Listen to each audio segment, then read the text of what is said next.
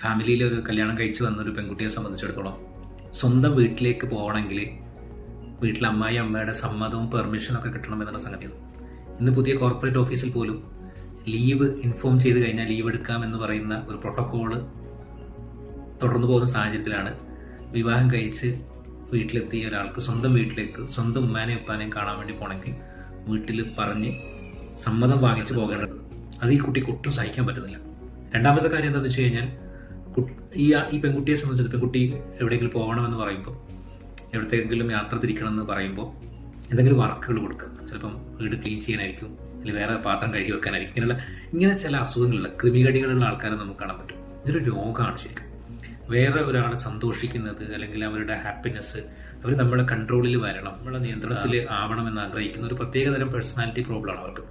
അതുകൊണ്ട് അങ്ങനെയുള്ള ആളുകളുടെ നിയന്ത്രണത്തിലും കൺട്രോളിലുമായിട്ട് മനസ്സമാധാനം നഷ്ടപ്പെട്ട ഒരുപാട് ആളുകൾ നമുക്ക് കാണാം. അതിൽ ഏറ്റവും കൂടുതൽ ഈ അമ്മായിയമ്മമാരുടെ പ്രശ്നമാക്കി ഫാമിലി കേസുകളിലൊക്കെ നമ്മൾ അധികമായിട്ട് കാണുന്നുണ്ടാവും.